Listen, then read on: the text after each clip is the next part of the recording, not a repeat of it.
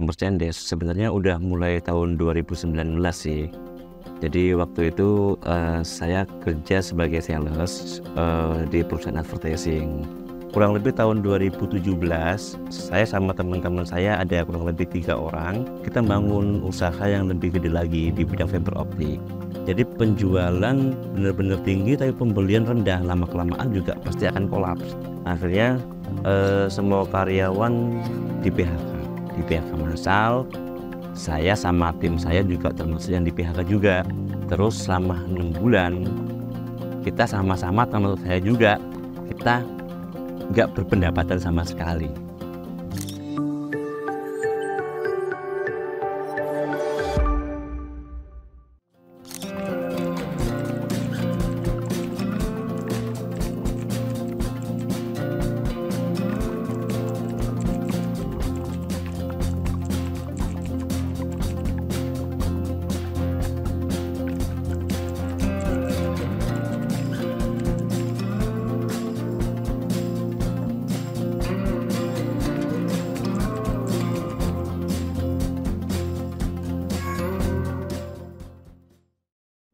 Di advertising, di merchandise sebenarnya udah mulai tahun 2019 sih. Jadi waktu itu saya kerja sebagai sales di perusahaan advertising. Udah jalan 2 tahun, berikutnya akhirnya saya buka usaha sendiri. Justru malah bukan di advertising, tapi di pendingin. Di pendingin kurang lebih 15 tahun. Cuman enaknya waktu itu semua kebutuhan merchandise itu saya bisa bikin sendiri, hingga pada akhirnya kurang lebih tahun 2017 saya sama teman-teman saya ada kurang lebih 3 orang. Itu kita bangun usaha yang lebih gede lagi di bidang fiber optik. Untuk di fiber optik berarti tahun 2017 sampai tahun 2022, karena memang ada kendala di perusahaan ya. Akhirnya saya sama teman saya memutuskan untuk tidak meneruskan di fiber optik. Dan lebih dari separuh teman-teman di PHK sih, termasuk saya sendiri juga.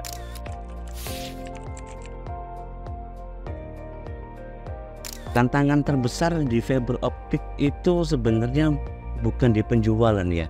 Tantangan terbesar itu di suplai. Suplai itu gini, Indonesia itu masih belum bisa memproduksi kebutuhan fiber optik secara masif ya, secara masif sama untuk bersaing harga dengan barang-barang impor kayak dari Cina, dari Taiwan, dari Hong Kong, dari India, itu kita kalah. Saya sendiri waktu itu kita ketergantungan ya sama impor, sama luar negeri kita ketergantungan. Jadi semua kabel yang masuk di Indonesia itu 90% adalah barang impor untuk kabel fiber optik sama semua kebutuhan.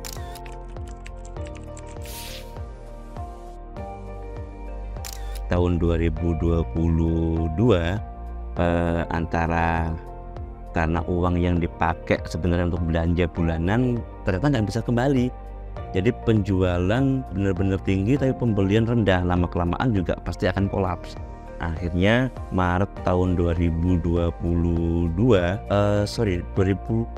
kayaknya, akhirnya semua karyawan di PHK massal. Saya sama tim saya juga termasuk yang di PHK juga.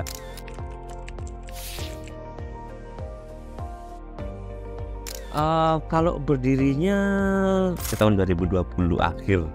Jadi gini, untuk tim manajemen yang di NM sebenarnya saya bukan nyambil sebenarnya. Jadi mereka sama saya benar-benar tim.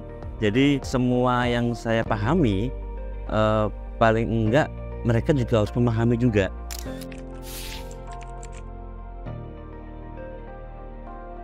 Kalau mulai awal berarti modal sebenarnya kita awal mula kan kita butuh vendor ya, vendor untuk ngejakan merchandise kita di perusahaan yang lama ya.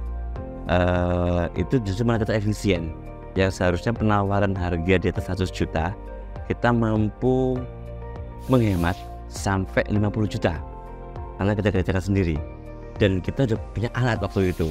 Modal berikutnya itu kurang lebih 150 30 juta. Setelah kita seriusin 3 bulan jalan, itu 150 jutaan lah, 150 jutaan. Jadi waktu itu untuk biaya produksi. Jadi kita beli bahan baku, beli kertas. Jadi waktu itu saya pakai uang keluarga sih. Saya ngomong sama istri sih. Jadi ini nanti sebagian dipinjam sama anak-anak, sama sebagian juga untuk modal di NM, untuk makan di NM.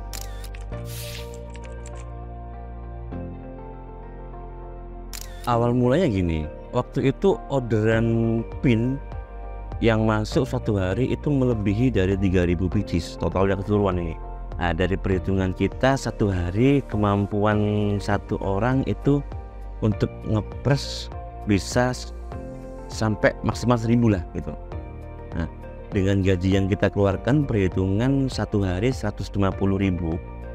Terus kalau misalkan untuk ngepres 1.000, kos produksinya Rp150 per pieces. Sedangkan ternyata 1.000 itu nggak mampu. Satu hari kemampuan cuma 500-600. Wah, akhirnya kita mencari titik ini lama banget. Gimana ya caranya ya bisa ketemu yang enak? Karena kebutuhan kita semakin lama semakin meningkat. Nggak mungkin satu ruangan isinya orang ngepres semua. Nah, terus saya kenalkan sama orang-orang. Awal mulanya nggak berani karena menurut mereka adanya gampang. Akhirnya sama mereka satu kampung ini ada kurang lebih 10 rumah yang mengerjakan untuk ngepres pin sampai sekarang. Satu hari total pin yang masuk kurang lebih 8.000 sampai 10.000 pieces. Dan itu mereka menyelesaikannya nggak sampai 24 jam. Rupiah. Jadi banyak saving yang kita lakukan dengan adanya mitra kerja. Satu orang itu satu hari bisa mengerjakan 2.000 pieces. Sampai akhirnya kan gini, sebagian besar, bukan banyak kecil, sebagian besar kegiatan yang kita lakukan di perusahaan itu kita lempar ke mitra kerja. Kita ada 2 lokasi mitra kerja. Yang pertama di Patuk Donomulyo Utara, yang kedua di Putra Agung.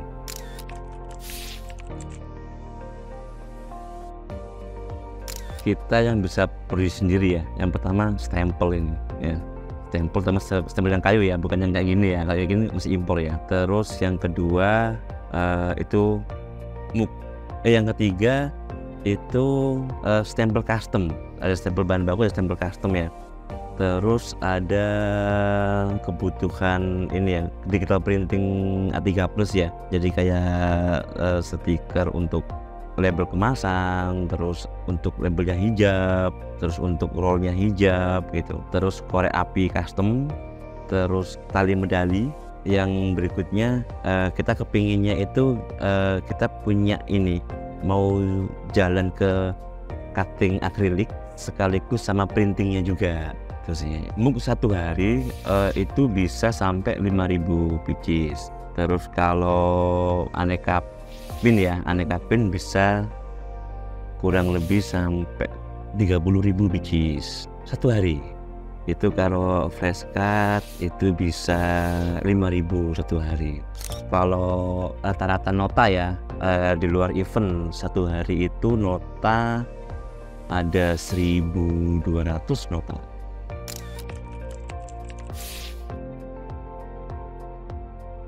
Dengan pekerjaan yang banyak, otomatis waktu itu kita akhirnya juga nambah karyawan, tapi kita berkorban. Kalau kita nggak ada karyawan, kita benar-benar nggak mampu mengerjakan. Cuman kalau pakai karyawan, kita harus berkorban, pendapatan nggak ada nih. Nah, jadi selama 6 bulan kita fokus untuk nambah alat, fokus untuk mengcover biaya operasional.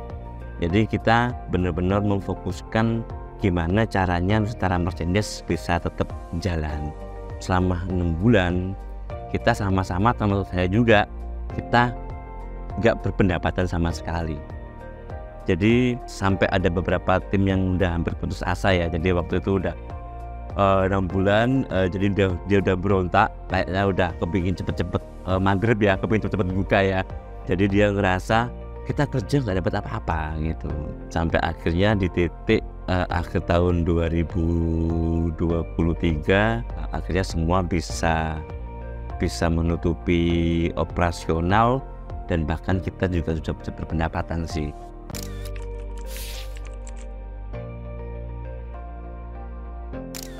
Yang pasti semangat ya, yang pasti semangat. Terus yang kedua tetap yang namanya pemahaman wajib ya.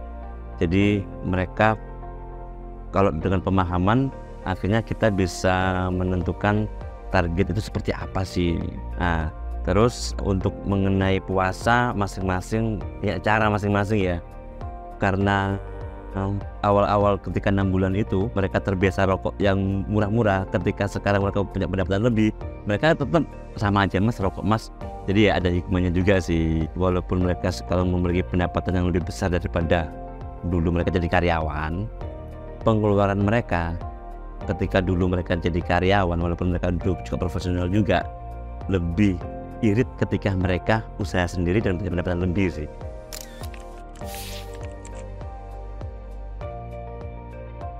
Kalau hambatan pasti banyak ya, pasti banyak banget kalau hambatan ya.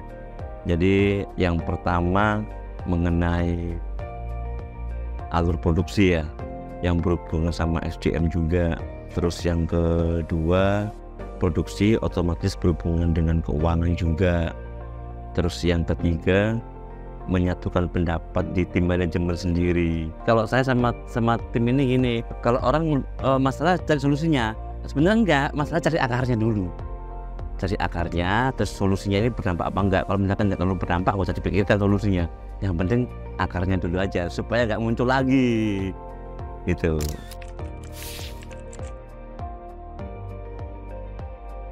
Suka dukanya, kayaknya banyak ya dukanya ya. Dukanya gini ya, terutama kita salah memprediksi ya. Banyak komplain. Sekarang sudah masuk ke sukanya sih. Jadi satu hari komplain itu dari orderan nota 1.200, komplain yang masuk kurang lebih 2. Kalau non komplain nggak mungkin ya, nggak mungkin kalau zero komplain.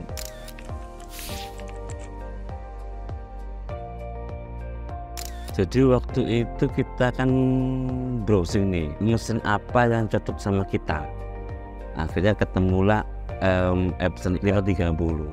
Dia itu di Google-nya itu dia supplier Epson kayaknya besar, kayaknya besar.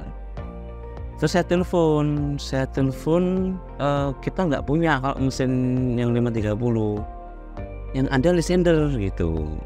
Saya nggak tahu Lysander itu apa gitu. Nah terus yaudah pak, ini saya kasih nomor teleponnya sales ya. Nah dihubungkan sama sales Bandung.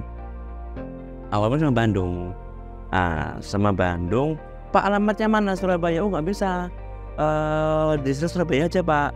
Cuma gini aja, coba sih saya hubungkan sama sales Tangerang gitu. Ke Tangerang dulu, ke Tangerang. Akhirnya di Tangerang dikasih nomor teleponnya.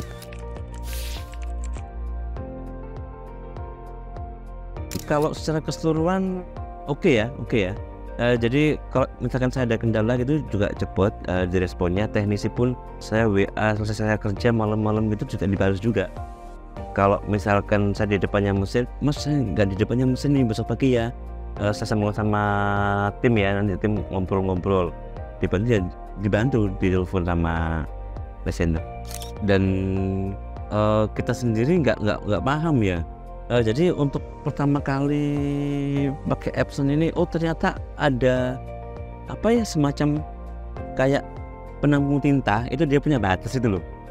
Nah itu kita almost sempat error kan. Terus sebelum saya bawa ke Epson, saya telepon ke Lysander Surabaya, aku kasih nomor telepon teknisi. Ada 2 orang ya teknisi ya. Tuh terus diajarin. Ternyata teman-teman nyoba bisa. Oh tuh. Dulu kita awalnya itu kesulitan mengenai kertas. Jadi kertas itu kan yang punya kan terbatas. Kebanyakan Jakarta sama Lysander sendiri Tangerang. Nah, terus hasilnya karena kita kebutuhannya kontinu kan, akhirnya kertas di stokkan di Surabaya. Akhirnya kertas kita masih tetap jamin kalau kertas nggak mungkin kehabisan gitu.